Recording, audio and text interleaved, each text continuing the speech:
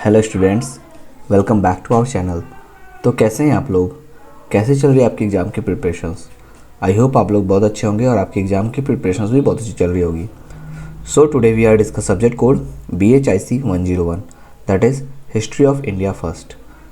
सो जैसा कि आप लोग जानते हैं, हम आपको subject wise guess paper provide कर रहे हैं। तो अगर आपने अभी तक हमारे गेस्ट पेपर नोट्स को परचेज नहीं करा है तो आप हमारे गेस्ट पेपर नोट्स को परचेज कर सकते हो, जहाँ पर हमने 25 इंपॉर्टेंट क्वेश्चंस डिस्कस कराए हैं, जिसमें हमने प्रीवियस ईयर्स के क्वेश्चंस को भी इंक्लूड किया है। तो जिससे अगर आप प्रिपरेशन अच्छे से करके जाते हो तो अपने आने वाले एग्जाम में आप 90+ मार्क्स स्कोर कर सकते हो। हमारे गेस्ट पेपर नोट्स को परचेज करने के लिए आपको करना क्या है, सिंपली आपको गूगल पे जाना है, वहाँ पे आपको shop.hindustanknowledge.com सर्च करना है।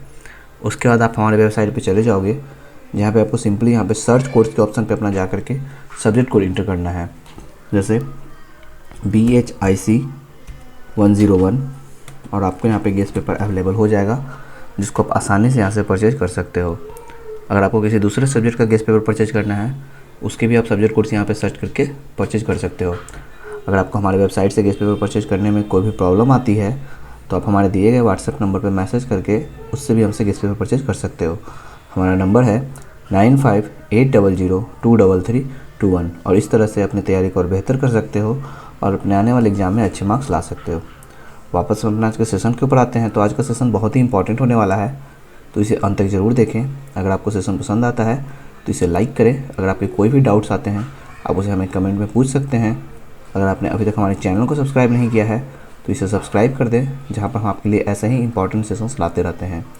अगर आपने अभी तक हमारे व्हाट्सएप चैनल या फिर टेलीग्राम ग्रुप को ज्वाइन नहीं किया है तो उसे ज्वाइन कर लें, जिसका लिंक हमने डिस्क्रिप्शन में दे रखा है, जहाँ पर आपको रेगुलर अपडेट्स दिए जाते हैं। ओके स्टूडेंट्स, तो आते हैं हम पहले क्वेश्चन के ऊपर। तो जो पहला क्वेश्चन हम डिस्कस करने वाले हैं, that is analyse the various aspect of the Harappan economy.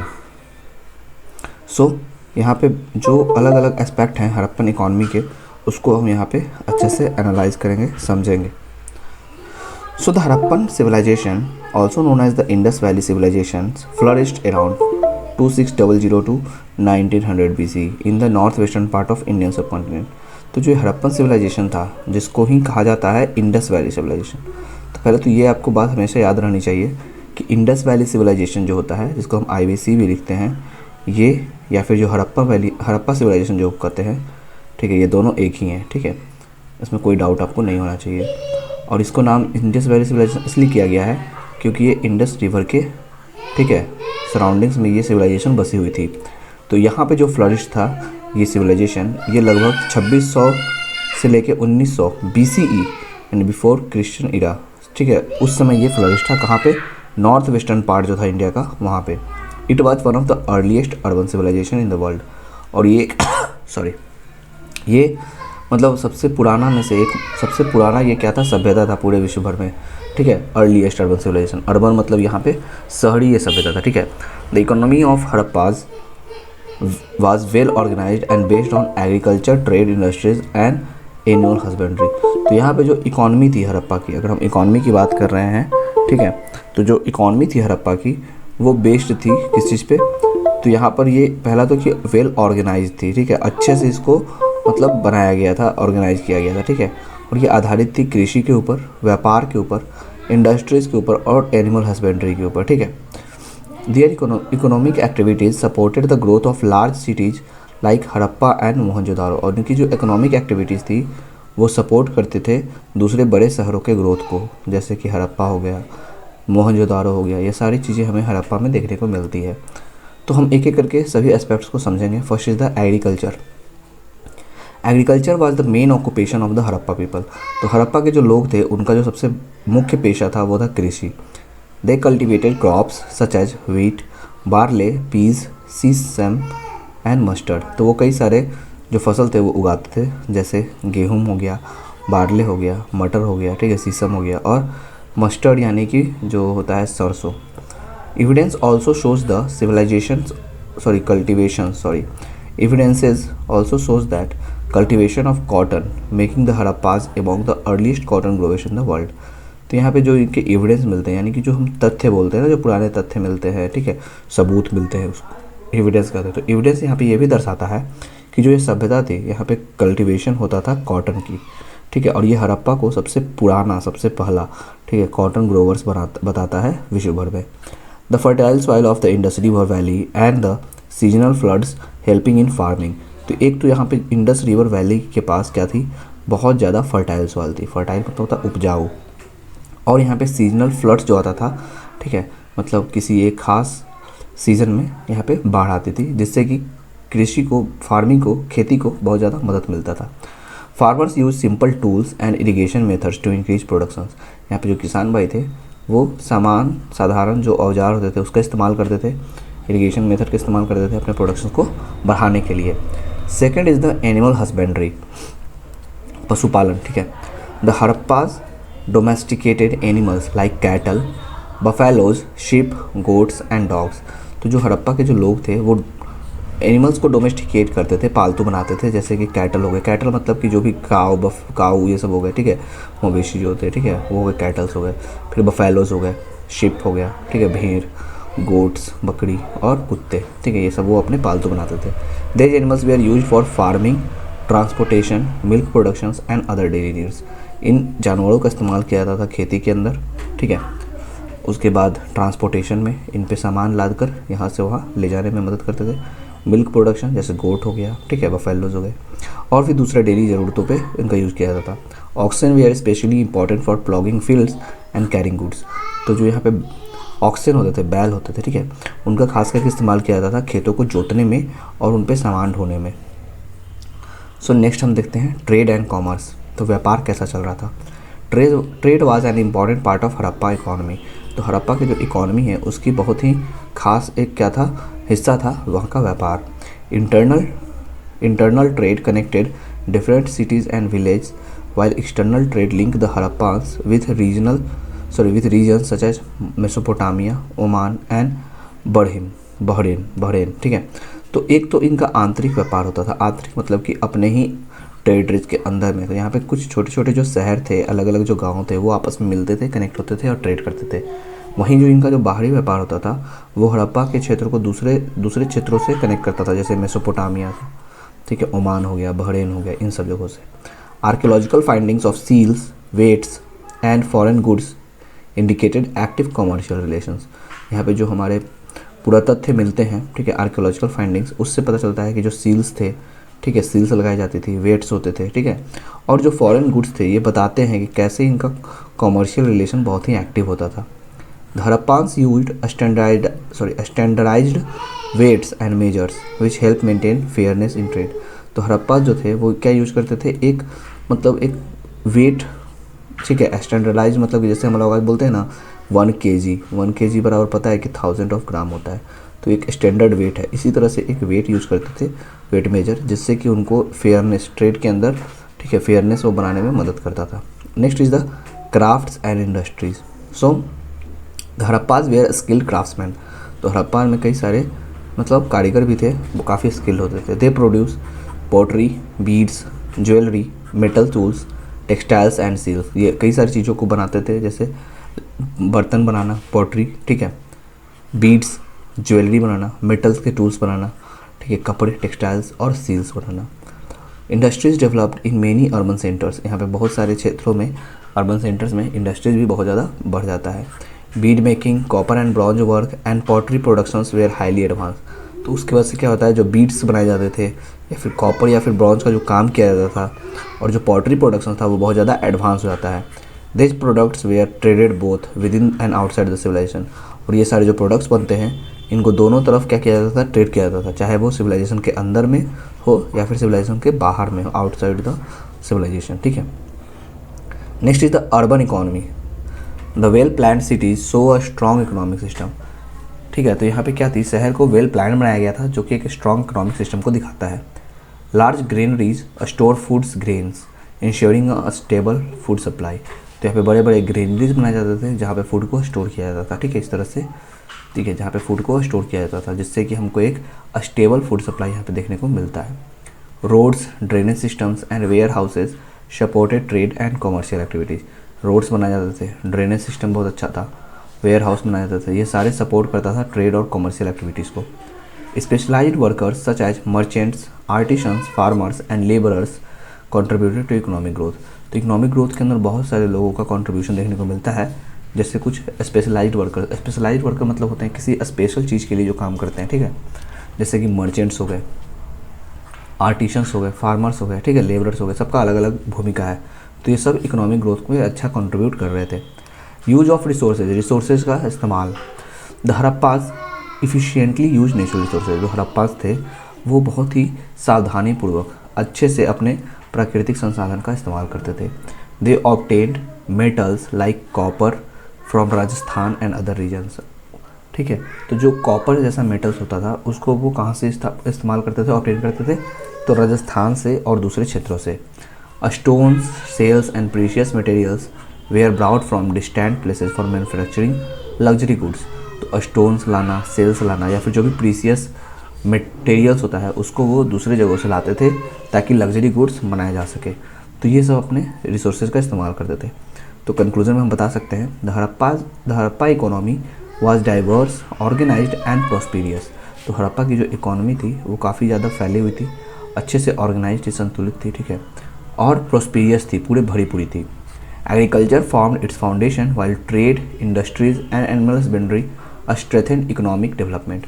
तो एग्रीकल्चर जो था इनकी इकोनॉमी का नींव रखता है, बल्कि आगे चल के जो व्यापार हो गया, इंडस्ट्रीज कारखाने हो गए और जो एनिमल हस्बेंड्री हो गया, ठीक है, पशुपालन हो गया, ये सब और ज़्यादा इनके इकोनॉमिक डेवलपमेंट को मजबूत करता है। Efficient resource management, standardized trade practices and advanced urban planning made the Harappa civilization one of the most successful economies in the ancient world.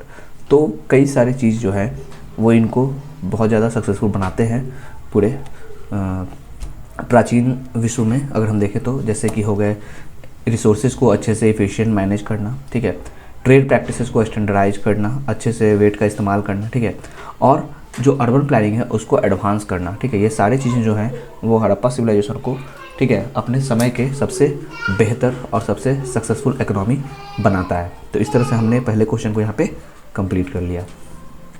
Next question जो हम डिस्कस करने वाले हैं that is discuss in detail the Vedic religion and religious practices. तो जो वैदिक time में, ठीक है, जो धर्म होते थे उसके बारे में हम यहाँ पर डिटेल्स में समझेंगे और उनकी जो प्रथाएं होती थी, प्रैक्टिसेस जो होती थी उसको समझेंगे। The Vedic religion was an earliest religious system of the Indo Aryans in ancient India. जो वैदिक धर्म है वो सबसे पुराना माना जाता है, ठीक है, प्राचीन काल का ये धर्म माना जाता है, धर्म व्यवस्था माना जाता है, जहाँ पर जो इंडो आर्यंस थे एंशियंट इंडिया में उनसे ये बिलोंग करता है। इट डेवलप ड्यूरिंग द वैदिक पीरियड। इसका विकास कब हुआ था? वैदिक पीरियड के दौरान, जो कि 1500 BC से 600 BC तक चलता है। And is described mainly in the Vedas, especially in Rigveda. और इसका व्याख्या जो है वो कहाँ किया गया है? वेदास में किया गया, वेद में किया गया, ठीक है, खास करके ऋग्वेद में। वेद भी बहुत तरह के, जैसे ऋग्वेद है, सामवेद है, यजुर्वेद है, ठीक है, तो ये इसी तरह से बहुत सारे वेद है, ठीक है। It laid the foundation for later Hindu religious tradition. और बाद में ये जो हिंदू धर्म आता है, ठीक है, उसको ये कहीं ना कहीं फाउंडेशन करता है। The Vedic religion was based on the worship of natural forces, performance of sacrifices and beliefs in cosmic order। तो जो वैदिक धर्म है यहाँ पे वो आधारित है जो हमारे, ठीक है, प्राकृतिक जो ताकतें हैं, ठीक है, नेचुरल जो यहाँ पे फोर्सेज हैं उसके पूजा के ऊपर, ठीक है। सेक्रीफाइसेस यहाँ पे बहुत सारे दिए जाते हैं, परफॉर्मेंस किया जाता है, बलिदान दिए जाते हैं, ठीक है, और कॉस्मिक ऑर्डर में इनका विश्वास होता है, ठीक है। कुछ जो फीचर्स है उसको हम एक एक करके यहाँ पे समझेंगे। Main features of the Vedic religion. First, worship of nature. The Vedic people worshipped various natural forces as god. जो वैदिक लोग होते थे वो बहुत सारे जो प्राकृतिक जो भी ताकत हैं, ठीक है, फोर्स हैं, उसको वो पूजा करते थे भगवान की तरह। They believe that these gods control different aspects of life and nature. उनका मानना था कि बहुत सारे ऐसे भगवान हैं जिनका अलग अलग क्या है, कंट्रोल है, ठीक है, हमारे जीवन के ऊपर, प्रकृति के ऊपर। और इसमें कुछ इंपॉर्टेंट गॉड्स थे, जैसे कि देखते हैं हम एक एक करके। अग्नि, इंद्र, पहले तो इंद्र थे जिनको गॉड ऑफ रेन कहा जाता था, थंडर और वार, ठीक है, कि इंद्र क्या है, ठीक है, रेन के, थंडर के, वॉर के क्या है, भगवान है। अग्नि God of fire and mediator between gods and humans. ये मेडिएटर हैं गॉड और ह्यूमन के बीच में। फिर Varuna God of water and model order, ये वाटर की गॉड है, भगवान है, ठीक है। सूर्य, सूर्य देवता, सन गॉड। वायु गॉड ऑफ विंड, ठीक है, हवा के देवता हो गए। उषा गॉडेस ऑफ डॉन, ठीक है, ठीक है, उषा हो गया ना, तो ये भगवान है, ठीक है। Soma god associated with the sacred drink, पवित्र हम जो पीते हैं, ठीक है, उसके ये होंगे सोम, ठीक है। These gods were praised through hymns and prayers. तो इनको क्या किया जाता था, प्रेज किया जाता था, इनको बहुत ज़्यादा, इनका मतलब लोग इनको, ठीक है, प्रणाम करते थे या फिर अपने प्रेयर में याद करते थे, हाइम्स इनके ऊपर बनाए जाते थे, ठीक है। तो ये सारी चीज़ें यहाँ पे देखने को मिलती है। Second is the believes in रीत। ए central concept of the Vedic religion was रीत, which mean the cosmic and moral order of the universe. रीत मतलब बोलते हैं ना, जैसे कि ये जग की रीत है, ठीक है, रीत है मतलब कि ऐसा होना एकदम तय है, उसी को रीत यहाँ पे कहा गया है। तो ये वैदिक रिलीजन में एक कॉन्सेप्ट होता था रीत का, जो कॉस्मिक और moral order of the universe को बताता था। It was believe that gods maintain this order and humans should follow truth, justice and duty to preserve it. इसमें मानना था ये कि जो गॉड है वो कुछ यहाँ पे मेंटेन किए हैं अपने ऑर्डर को, ठीक है, और जो ह्यूमन्स हैं उसको उनको फॉलो करना चाहिए, ठीक है, ट्रूथ, जस्टिस और ड्यूटी के साथ, ठीक है, ताकि ये प्रिजर्व हो सके। Next is the religious practices. अब प्रैक्टिसेस जो कुछ किए जाते थे उसको हम समझते हैं यहाँ पे। फर्स्ट इज द यज्ञ, यज्ञ भी इसको कहते हैं, ठीक है, यज्ञ, ठीक है, that is the sacrifice. The most important religious practices were the performance of यज्ञ और सेक्रीफाइसेस। जो सबसे इंपॉर्टेंट यहाँ पे जो धार्मिक प्रथा होती थी उसमें यहाँ पे परफॉर्मेंस किया जाता था, यज्ञ बहुत सारे किए जाते थे, ठीक है, इसको सेक्रीफाइस भी कहा जाता है। Offerings such as milk, ghee, grains and animals were placed into the sacred fire। यहाँ पे क्या किया जाता था, पवित्र जो अग्नि होती थी उसमें बलिदान दिया जाता था, ऑफरिंग किया जाता था, दूध का, घी का, अनाज का और जानवरों की भी बलि दी जाती थी। अग्नि कैरिड देज ऑफरिंग्स टू द गॉड्स, और अग्नि को माना जाता था कि ये इन सारी चीज़ों को लेकर के भगवान तक पहुँचाएंगी। People performed sacrifice for prosperity, good harvest, victory in war and welfare of the family. और यहाँ पे जो लोग थे इन सारे सेक्रीफाइसेस को इसलिए परफॉर्म करते थे कि उनको क्या हो, बहुत ज़्यादा प्रॉस्पेरिटी आए, धन ये सब बहुत ज़्यादा हो, उनका संपत्ति बहुत ज़्यादा फैले, हार्वेस्ट उनका अच्छा हो, फसल बढ़िया हो, ठीक है, जीत मिले उनको जो भी जंग हो उसमें, और अपने परिवार का कल्याण हो, इसके लिए ये सारे सेक्रीफाइसेस किए जाते थे। Next is the prayers and hymns. The Vedas contain many hymns dedicated to different gods. अब वेद के अंदर बहुत सारे हम हाइम्स देखते हैं जो यहाँ पे लिखे गए हैं, भजन जिसको कहते हैं, शायद ना भजन कहते हैं, तो ये सारे लिखे गए हैं जो कि भगवान के लिए डेडिकेटेड हैं, अलग अलग भगवान के। These hymns were recited during religious ceremonies to seek blessings and protection from the god. और ये सारे हाइम्स को गाया जाता था कब, कोई भी जब रिलीजियस सेरेमनीज होती थी तब, ताकि उनको ब्लेसिंग्स मिले और भगवान उनकी प्रोटेक्शन करें, ठीक है। Next is role of priests. जो यहाँ पे पुजारी होते थे उनका क्या भूमिका है वो समझेंगे। Priest known as Brahmins played a vital role in conducting rituals and sacrifices. तो जो भी रिचुअल्स होते थे, सेक्रीफाइसेस, रिचुअल्स मतलब कि जो भी पूजा पाठ की नीति होती थी, ठीक है, जो, ठीक है, वो हो गया। और सेक्रीफाइस मतलब जो भी बताया, बलि, ठीक है, जो भी दान वान करना, ये सारी चीज़ों के लिए ब्राह्मण्स का इंपॉर्टेंट रोल हो जाता था। They were responsible for chanting mantra correctly and ensuring that ceremonies were performed according to the traditions. ये रिस्पॉन्सिबल होते थे कि जो भी ये मंत्र जो बोल रहे हैं, ठीक है, वो सही हो, और जो सेरेमनीज ये परफॉर्म कर रहे हैं ट्रेडिशन के हिसाब से चले, ठीक है। Next is no idol worship. अगर हम देखते हैं तो यहाँ पे कोई आइडल वर्शिप नहीं किया जाता था। In the early Vedic period there were no evidence of idol worship और टेम्पल वर्शिप। शुरुआत की जो वैदिक पीरियड होती है वहाँ पे हमको कोई भी यहाँ पे एविडेंस, सबूत नहीं मिलता है किसी मूर्ति पूजन का या फिर किसी मंदिर में पूजन का। Religious activities were mainly perform in open space and around the sacred fire. यहाँ पे जो भी धार्मिक गतिविधियाँ की जाती थी उसको एक ओपन स्पेस में किया जाता था, एक सेक्रेड पवित्र अग्नि के चारों तरफ बैठ के, ठीक है। तो जैसे कि आप पुराने सीरीज़ में या फिर कोई भी रामायण ये सब देखते होंगे तो ऐसे एक अग्नि जलती रहती है और उसके चारों तरफ यहाँ पे लोग बैठे रहते थे खुले बादल के नीचे, और ये परफॉर्म करते थे। यहाँ पे कोई भी मूर्ति नहीं होती थी, ठीक है, और ना ही कोई यहाँ पे मंदिर होता था, ठीक है। तो ये सब हमको देखने को मिलता है। अब क्या चीज़ें बदलती है, ठीक है, वैदिक पीरियड के बाद वो देखते हैं। Changes in later Vedic period. During the later Vedic period rituals become more complex. Later Vedic period के बाद जो रिचुअल्स होते हैं, ठीक है, वो और ज़्यादा जटिल हो जाते हैं, ठीक है। The importance of sacrifices increased and new god such as Prajapati gain prominent. अब यहाँ पे जो सेक्रीफाइसेस की जाती थी वो और ज़्यादा इसका इंपॉर्टेंस बढ़ जाता है, और नए भगवान यहाँ पे आते हैं जिनको प्रजापति कहा जाता है, और इनका प्रोमिनेंट बढ़ जाता है।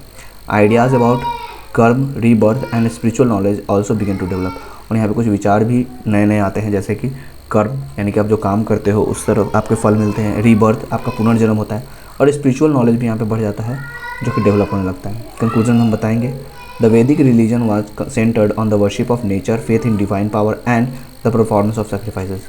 तो जो वैदिक धर्म होता है यहाँ पे, उसका मेन जो सेंटर होता है, यानी कि जिस चीज़ पर वो केंद्रित होता है, वो क्या होता है, प्रकृति की पूजा करना, जो डिवाइन पावर्स है उस पर विश्वास करना और सेक्रीफाइसेस को करना, ठीक है। Its beliefs and practices greatly influence the development of Indian religious thoughts and later Hinduism. और इनके जो भी मानने हैं, जो भी इनके प्रैक्टिसेस हैं, वो कहीं ना कहीं प्रभावित करते हैं भारत के जो धर्म होते हैं उनको डेवलप करने में, और बाद में हिंदुज़म की भी ये नींव रखता है। The concept of duty, moral order and devotion introduce during the Vedic age continue to remain important in the Indian culture and religion. और इनका जो कॉन्सेप्ट होता है ड्यूटी का, मॉरल ऑर्डर का, ठीक है, डिवोशन भक्ति का, ये यहाँ पे हमको वैदिक एज के दौरान ही लाया जाता है, और बाद में ये अपना इम्पोर्टेंस बनाए रखता है भारत के कल्चर और रिलीजन के अंदर। तो इस तरह से हम देख लिए कि कैसे वैदिक पीरियड जो है उस समय धर्म को किस तरह से प्रभावित किया जाता है, ठीक है। तो यहाँ पे हमने सेकंड क्वेश्चन को यहाँ पे अच्छे से कंप्लीट किया। नेक्स्ट क्वेश्चन जो हम देखेंगे that is,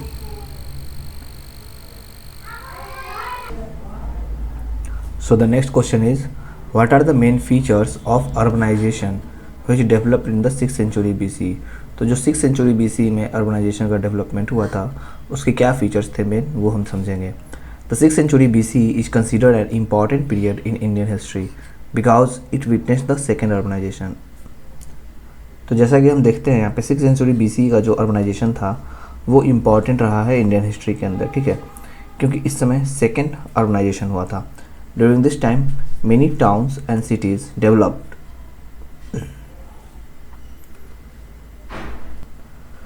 developed specially in Gangetic plain. और इस समय क्या हुए थे, बहुत सारे शहर नगर बसे थे, ठीक है, खास करके कहाँ पे, जो गंगेटिक प्लेन्स है, यानी कि गंगा के किनारे की जो, ठीक है, प्लेसेस हैं, प्लेन्स हैं, ठीक है, यहाँ पे ये डेवलप हो रहे थे शहर। The growth of agriculture, trade, crafts and political institutions led to the rise of urban centres. यहाँ पे एग्रीकल्चर का ग्रोथ देखने को मिलता है, ट्रेड है, क्राफ्ट्स है, और पॉलिटिकल इंस्टीट्यूशंस का भी डेवलपमेंट होता है जो कि अर्बन सेंटर्स को और बढ़ा देता है। This period marked transition from rural society to a modern organized urban society. और ये जो समय था 6th सेंचुरी का, इसको एक ट्रांजिशन की तरह मार्क किया गया है, जहाँ पर एक रूरल सोसाइटी जो होता है, यानी कि ग्रामीण जो समाज होता है वो बदल जाता है, ठीक है, एक ऑर्गेनाइज्ड अर्बन सोसाइटी में, ठीक है, यानी कि शहरी समाज में बदल जाता है, ठीक है। ग्रोथ ऑफ सिटीज़ को यहाँ पे देखते हैं। So one of the main features of urbanization was the emergence of large cities and town. तो जो मेन फीचर्स एक था अर्बनाइजेशन का, उसमें से एक था क्या, कि यहाँ पे बड़े बड़े शहर नगर जो थे वो बसे थे। Cities such as Rajagriha, Vaishali, Kaushambi and Varanasi became important centres of administration, trade and culture. तो यहाँ पे बड़े बड़े जो शहर थे, जैसे कि राजगृह हो गए, वैशाली हो गया, कौशाम्बी, बनारस, ठीक है, ये सारे जो थे वो इम्पॉर्टेंट सेंटर थे, चाहे वो एडमिनिस्ट्रेशन का हो, ट्रेड का हो या कल्चर का हो। Second is the agricultural expansion. The use of iron tools helped in cleaning forest and cultivating more lands. तो जो आयरन के जो टूल्स आ गए थे, ठीक है, यानी कि जो लोहे के जो बने हुए अब औजार आ गए थे, वो मदद करते थे फॉरेस्ट को क्लीन करने में, जंगलों को ख़त्म करने में, और उसके साथ साथ ज़्यादा हमारे पास लैंड होता था कल्टीवेशन के लिए। Improved agricultural productions create surplus food. और यहाँ पे एग्रीकल्चरल प्रोडक्शन बेहतर हो जाता है, जिससे कि फूड्स जो होते हैं उसका सरप्लस मतलब भरपूर मात्रा में हो जाता है। This surplus supported the growth of non farming population such as traders, artisans and administrators in urban areas. और ये जो सरप्लस फूड होता है हमारे पास, वो दूसरे जो नॉन फार्मिंग पॉपुलेशंस होते हैं उसको ग्रोथ में सपोर्ट करता है, जैसे जो ट्रेडर्स होते हैं, व्यापारी हो गए, आर्टिशंस कलाकार हो गए, या फिर जो एडमिनिस्ट्रेटर्स होते थे, ठीक है, अर्बन एरियाज में, उन सबको ये हेल्प करता है, सपोर्ट करता है। Next is the development of trade and commerce. Trade expanded significantly during this period. इस समय ट्रेड जो है वो बहुत ज़्यादा फैल जाता है इसी पीरियड के दौरान। Merchants carries goods between different regions through land and river routes. जो यहाँ पे मर्चेंट्स व्यापारी होते हैं वो क्या करते हैं, गुड्स को कैरी करते हैं अलग अलग क्षेत्रों के बीच में, चाहे वो लैंड रूट हो या फिर रिवर रूट हो, दोनों रूट का इस्तेमाल करके। Markets become important centre of economic activity. Market जो होते हैं, बाजार जो होते हैं, वो बहुत ज़्यादा इंपॉर्टेंट सेंटर्स बन जाता है, केंद्र बन जाता है किस चीज़ का, इकोनॉमिक एक्टिविटी का। यहाँ पे पैसे का लेन देन होना शुरू हो जाता है। Both local and long distance trade contribute to the prosperity of towns and cities. तो दोनों, चाहे लोकल हो या फिर लॉन्ग डिस्टेंस ट्रेड हो, दोनों कहीं ना कहीं कंट्रीब्यूट करता है जो नगर और शहर होते हैं उनकी प्रॉस्पेरिटी को बढ़ाने में। Next is the rise of craft industries. Craft industries भी यहाँ पे बढ़ जाता है। Urban centres become hubs of various crafts and industries. जो अर्बन सेंटर्स होते हैं वो हब बन जाते हैं। हब मतलब कि जहाँ पे बहुत ज़्यादा हमको किसी चीज़ को देखने को मिलता है, जहाँ पे बहुत ज़्यादा कॉलेज होते हैं, ठीक है, तो वहाँ पे हम उसको एजुकेशनल हब कहते हैं। बहुत ज़्यादा जहाँ पे मार्केट्स होते हैं, बहुत ज़्यादा जहाँ पे इलेक्ट्रॉनिक्स होते हैं, तो उसको हम इलेक्ट्रॉनिक हब कहते हैं। उसी तरह से यहाँ पे ये हब बन जाता है बहुत सारे क्राफ्ट्स और इंडस्ट्रीज़ का। Artisans specialized in pottery, metal work, weaving, carpentry, jewellery making and other occupations. तो यहाँ पे जो आर्टिसंस होते हैं, कलाकार जो होते हैं, ठीक है, कारीगर जो होते हैं, वो अलग अलग चीज़ों में स्पेशलाइज हो जाते हैं। चाहे वो बर्तन बनाने का काम हो, मेटल का काम हो, ठीक है, कारपेंट्री करने का हो, वीविंग करने का हो, ज्वेलरी बनाने का हो, या फिर किसी दूसरे ऑक्यूपेशन का ही क्यों ना हो, पेशा का क्यों ना हो। The growth of specialized crafts increase productions and supported urban development. तो ये जो स्पेशलाइज्ड क्राफ्ट्स का जो ग्रोथ होता है वो प्रोडक्शन को बढ़ाता है और अर्बन डेवलपमेंट को भी सपोर्ट करता है। Next is use of coins. The introduction of punch mark coins was another important feature of urbanization. तो इस समय क्या होते हैं, एक पंच मार्क कॉइन का इंट्रोडक्शन किया जाता है जो कि अर्बनाइजेशन का एक इंपॉर्टेंट फीचर कहलाता है। कॉइन्स में trader easier and encourage commercial transactions. Coins की मदद से जो ट्रेड करना होता है वो आसान हो जाता है और ये कहीं नहीं कमर्शियल ट्रांजेक्शन्स को भी इनकरेज करता है। The use of money reduce dependent on barter system. तो जो पहले बार्टर सिस्टम चलता था जहाँ पे एक वस्तु के बदले दूसरे वस्तु को हम चेंज करते हैं, that is the barter system, वस्तु विनिमय प्रणाली भी जिसको कहते हैं, उसको यहाँ पे ख़त्म कर देता है। अब आप पैसे से क्या करते सकते हो, पैसे का इस्तेमाल करके आप चीज़ों को खरीदोगे और वो पैसे से अगला इंसान किसी और चीज़ को खरीद सकता है। Next is the emergence of new social groups. Urbanization lead to the rise of new social classes such as merchants, traders, bankers and skill artisans. तो अर्बनाइजेशन आने से क्या होता है, यहाँ पे नए जो सामाजिक जो है वर्ग के, नए समाज के वर्ग के लोग यहाँ पे आते हैं, जैसे कि मर्चेंट हो गया, ट्रेडर्स हो गया, बैंकर्स हो गए या फिर स्किल आर्टिसंस हो गए। This groups gained economic importance and played a major role in urban life. इन ग्रुप्स को एक अलग इकोनॉमिक इंपॉर्टेंस मिलता है और ये अहम भूमिका निभाते हैं अर्बन लाइफ में उसको ऊपर उठाने में। The wealthy merchants class often supported religious and social activity. जो बहुत अमीर, ठीक है, जो अमीर यहाँ पे होते हैं मर्चेंट क्लास के लोग, व्यापारी लोग जो यहाँ पे बहुत अमीर होते हैं, वो सपोर्ट करते हैं वहाँ के धार्मिक और जो भी सामाजिक गतिविधियाँ होती है उनको। Next is the growth of political centres. The period saw the rise of powerful states known as Mahajanapada. इसी समय हम महाजनपद को भी देखते हैं, ठीक है, तो यहाँ पे इंपॉर्टेंट हो जाता है क्योंकि इसी समय राइज होता है कुछ पावरफुल स्टेट्स को जिसको महाजनपद कहा जाता है। कैपिटल्स ऑफ देज states develop into important urban centres. और इन जो महाजनपद के जो स्टेट्स होते हैं उनके जो कैपिटल्स होते हैं वो इंपॉर्टेंट अर्बन सेंटर्स बनते हैं। Cities become centre of administration, taxation and military activities. और ये सारे जो शहर है वो क्या बनते हैं, वो केंद्र बनते हैं, चाहे वो एडमिनिस्ट्रेशन का हो, टैक्सेशन का हो या फिर मिलिट्री एक्टिविटीज़ का हो। Next is religious and cultural changes. Urban life encourage new religious ideas. जो अर्बन लाइफ होता है, शहरी जीवन, वो नए धार्मिक विचारों को जन्म देता है, इनकरेज करता है। Religion such as Buddhism and Jainism in emerge during this period. और इसी समय कुछ नए धर्म भी हमको देखने को मिलते हैं, जैसे बौद्ध धर्म, जैन धर्म, ठीक है, जो इसी समय उभर के सामने आते हैं। These religions attracted merchants and urban populations because they emphasize ethical living and simplicity. और ये सारे जो धर्म होते हैं वो अट्रैक्ट करते हैं व्यापारी और जो भी शहरी जो आबादी होता है उसको, क्योंकि ये ज़्यादा ध्यान देता है एक सिंप्लिसिटी और इथिकल लिविंग के ऊपर, ठीक है, जहाँ पे इंसान को किसी भी भेदभाव को फेस नहीं करना पड़ता है, ठीक है। कंक्लूजन हम बता सकते हैं, the urbanization of the 6th century BC was characterized by the growth of cities, agricultural surplus, expansion of trade, development of crafts, use of coins, rise of new social groups and political and religious changes। तो जो urbanisation हमको देखने को मिलता है 6th century BC के बीच में, urbanisation मतलब होता है शहरीकरण। तो जो शहरीकरण हमको देखने को मिलता है 6वीं शताब्दी के बीच में, तो वो उसमें कई सारी चीज़ हमको देखने को मिलती है, उसके कई सारे गुण हैं, जैसे कि शहर यहाँ पे बढ़ जाते हैं, ग्रोथ होता है शहरों का। एग्रीकल्चर जो होता है, कृषि जो होता है वो पूरा भरपूर मात्रा में होता है। व्यापार बहुत ज़्यादा फैलता है। क्राफ्ट्स का डेवलपमेंट होता है। कॉइन, सिक्कों का यहाँ पे इंट्रोडक्शन होता है, उसका इस्तेमाल होने लगता है। नए नए सामाजिक, ठीक है, ग्रुप्स बन जाते हैं, समूह बन जाते हैं, ठीक है। पॉलिटिकल और धार्मिक यहाँ पे बदलाव भी देखने को मिलते हैं। This developments transform Indian society and led to the foundation of future economic and cultural progress. तो ये सारे जो डेवलपमेंट्स होते हैं, विकास होते हैं, वो कहीं ना कहीं बदल के रख देते हैं भारतीय समाज को और यहाँ पे नींव रखा जाता है एक आने वाले नए, ठीक है, फ्यूचर को, ठीक है, जहाँ पे वो इकोनॉमिक और कल्चरल प्रोग्रेस को देखने को मिलता है। तो इस तरह से हमने यहाँ पे समझा कि जो 6th century BC का जो ऑर्गेनाइजेशन है वो कैसे प्रभाव डालता है, ठीक है, उस समय के समाज को। तो यहाँ पे हमने इस क्वेश्चन को कंप्लीट किया। नेक्स्ट क्वेश्चन हम देखने वाले हैं that is discuss with examples Mauryan art and architecture. तो मौर्य का जो आर्ट और आर्किटेक्चर है इसको हम डिस्कस करेंगे एग्जाम्पल के साथ। तो मौर्यन जो पीरियड था, ठीक है, the Mauryan empire 322 BC to 185 BC was the first large empire in ancient India। तो जो प्राचीन भारत की अगर हम बात करें तो उस समय का जो सबसे बड़ा, ठीक है, एक जो एम्पायर माना जाता था वो था मौर्यन एम्पायर, ठीक है। During the reign of rulers like Chandragupta Maurya and especially Ashoka, art and architecture developed greatly. तो जो इनमें रूलर्स थे, शासक थे, जैसे कि चंद्रगुप्त मौर्य हो गए या फिर अशोका हो गए, इनके समय आर्ट एंड आर्किटेक्चर काफ़ी ज़्यादा डेवलप हुआ था। Mauryan art reflects royal power, religious beliefs and advance craftsmanship. जो मौर्यन का जो कला है वो यहाँ पे दर्शाता है उनके अपने रॉयल पावर को, ठीक है, रिलीजियस बिलीफ जो उनका विश्वास है धर्म को लेकर के उसको, और जो उनके एडवांस क्राफ्टमैनशिप है उनको, ठीक है। Stone was widely used for the first time on large scale. और इस समय स्टोन का बहुत ज़्यादा इस्तेमाल किया जाता था, ठीक है, पहली बार इतना ज़्यादा इस्तेमाल किया गया था, ठीक है। क्या इसके फीचर्स थे वो समझते हैं। Features of Mauryan art, first use of polished stone. यहाँ पे पॉलिश्ड, ठीक है, पॉलिश्ड स्टोन का इस्तेमाल किया गया था। One of the most important features of Mauryan art was the use of highly polished stone. एक जो बहुत ही इंपॉर्टेंट फीचर्स था मौर्यन के आर्ट का वो क्या था कि यहाँ पे हाईली पॉलिश्ड स्टोन का इस्तेमाल किया जाता था। The smooth and shining finish on a stone surface is known as the Mauryan polish.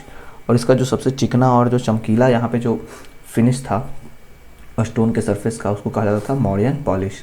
It gave monuments a beautiful and attractive appearance. और ये किसी भी मोनूमेंट्स को, ठीक है, जो वहाँ पे बनाया जाता था स्टोन से, उसको एक बहुत ही सुंदर, खूबसूरत और अट्रैक्टिव, मतलब आकर्षक, ठीक है, रूप दे देता था। Next is the pillars of Ashoka, very important है ये, ठीक है। Ashoka erected many stone pillars across his empire to spread his message of Dhamma. Ashoka जो थे, ठीक है, उन्होंने कई सारे अपने स्टोन पिलर यहाँ पे बनवाए थे अपने शासन काल में, ठीक है, जहाँ पे उन्होंने अपने मैसेज को फैलाया था जो उसके धम्म का मैसेज था। These pillars were made from a single piece of sandstone and were highly polished। ये जो पिलर्स होते थे उनको एक ही स्टोन के टुकड़े से बनाया जाता था, सैंडस्टोन के टुकड़े से, और ये काफ़ी ज़्यादा पॉलिश होते थे। एग्जाम्पल अगर हम देखते हैं तो सारनाथ का जो लैंड कैपिटल है, ठीक है, वो है। अशोका पिलर जो लौरिया नंदनगढ़ में है वो हो गया, और अशोका का पिलर जो एक है रामपुरवा में है वो हो गया। The lion capital of Sarnath with 4 lions standing back to back is the national emblem of India. तो इसको हम जानते हैं जैसे कि एक लाइन इधर होता है, एक इधर होता है, एक इधर होता है, और एक इसके ठीक पीछे होता है। तो यहाँ पे 4 लायंस होते हैं, ठीक है। दिखाई हमको हमेशा 3 ही देंगे, ठीक है, क्योंकि एक इसके पीछे होता है जो दिखता नहीं है। तो इनको नेशनल एम्बलम भी कहा जाता है, इंडिया का यही नेशनल एम्बलम है। अब इसके आर्किटेक्चर को समझते हैं, मौर्यन का जो आर्किटेक्चर था। तो इसमें हम स्तूपा को देखते हैं। So stupa were dome shaped structures build to preserve the relics of Buddha. तो बुद्धा के जो अवशेष हैं, रेलिक्स हैं, ठीक है, उसको वहाँ पे प्रिजर्व करके रखा गया है। डोम शेप्ड जो स्ट्रक्चर बनाया गया है जिसको स्तूपा कहते हैं। Ashoka is believe to have built many stupas throughout his empire. क्योंकि अशोक जो थे वो बुद्ध धर्म को अपनाए थे, तो ये कई सारे ऐसे स्तूपास जो है वो अपने शासन काल में बनवाए थे। जिससे हम एक सांची का स्तूप जानते हैं जो कि बहुत ज़्यादा ग्रेट स्तूपा है the Sanchi. Although large later enlarged the original stupa at Sanchi was built during the modern period, ठीक है। तो बाद में हम जैसे कि जानते हैं कि ये जो ओरिजिनल जो स्तूपा था सांची का वो बाद में मौर्यन पीरियड के दौरान बना था। Second is the rock cut caves, मैंने पत्थरों को काट के caves banana. The Mauryan introduce the traditions of rock cut architecture. तो मौर्यन ने इस कला को, ठीक है, इस जो भी चीज़ें हैं परंपरा को यहाँ पे स्थापित किया जहाँ पे वो रॉक कट आर्किटेक्चर को लाते हैं। These caves were mainly used by monks for meditation and residence. और ये जो केव्स होते थे ना, इनको बनाया जाता था खास करके उनके लिए जो वहाँ पे मॉन्क्स होते थे, भिक्षुक होते थे ना, वो इसका इस्तेमाल करते थे अपने मेडिटेशन साधना के लिए और रेसिडेंस रहने के लिए, ठीक है। एग्जाम्पल्स अगर समझें तो बराबर केव्स, ठीक है, बराबर की जो गुफाएँ हैं वो हो गए, ठीक है, नागार्जुनी केव्स, ये सारे हो गए। These caves are famous for their polished interiors and excellent craftsmanship. तो ये केव्स जो हैं, गुफाएं हैं, ये फेमस हैं, प्रमुख हैं अपने पॉलिश्ड इंटीरियर्स के लिए और जो एक्सेलेंट इसमें क्राफ्टमैनशिप है उसके लिए। Third is the palaces and cities. The Mauryan rulers build magnificent palaces and well planned cities. तो जो मौर्यन के जो रूलर्स थे, शासक थे, उन्होंने कई सारे अच्छे प्लेसेस और वेल प्लान्ड शहर बनाए। The capital city Pataliputra had grand buildings, wooden structures and strong fortification. तो जो इनका कैपिटल शहर था पाटलिपुत्रा, वहाँ पे बड़े बड़े बिल्डिंग्स थे, वुडन स्ट्रक्चर्स थे और स्ट्रॉन्ग फोर्टिफिकेशन, किलाबंदी किया गया था। Greek visitors admired its beauty and organisation. तो ग्रीक के जो विजिटर्स थे जो वहाँ पे आए थे विजिट करने, उन्होंने इनकी ब्यूटी को, ठीक है, एडमायर किया, उनको सराहा और उसके ऑर्गेनाइजेशंस के बारे में भी प्रशंसा की। अब क्या इंपॉर्टेंस है मौर्य के आर्ट और आर्किटेक्चर में, ये हम समझते हैं। First, it mark the beginning of large scale stone architecture in India. तो यहीं से शुरुआत होता है बड़े बड़े, ठीक है, जो बड़े स्केल पे जो स्टोन का आर्किटेक्चर हमको देखने को मिलता है वो मौर्यन कला से हमको स्टार्ट होता है देखने को, और यहीं से मौर्यन एम्पायर से स्टार्ट होता है इंडिया में। It promoted Buddhist ideas and Ashoka's policy of Dhamma. ये प्रमोट करता है बुद्ध के विचारों को, और अशोक का जो पॉलिसी था, धम्म का जो पॉलिसी था, उसको ये प्रमोट करता है। Second, third is the it influence later Indian art and architecture. ये बाद में भारतीय कला और जो इसकी आर्किटेक्चर है उसको इन्फ्लुएंस करता है, प्रभावित करता है।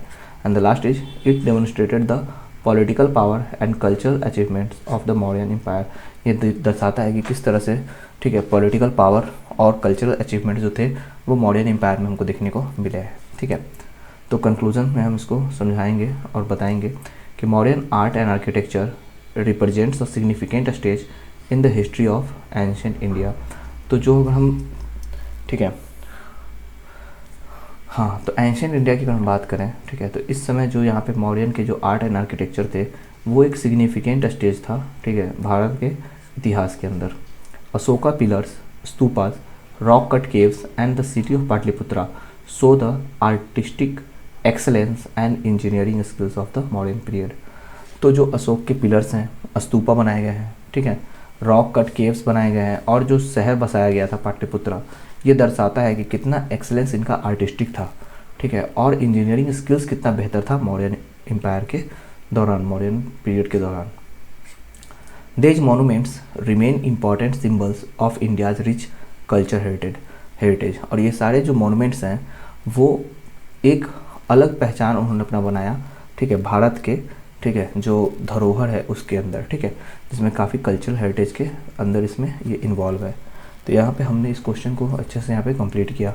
तो इस तरह से हमने आज का सेशन अपना कंप्लीट कर लिया है, जहाँ पे हमने आपको सब्जेक्ट कोड BHIC 101 के कुछ इंपॉर्टेंट क्वेश्चंस यहाँ पे डिस्कस किए। आई होप आपको ये सेशन पसंद आया होगा।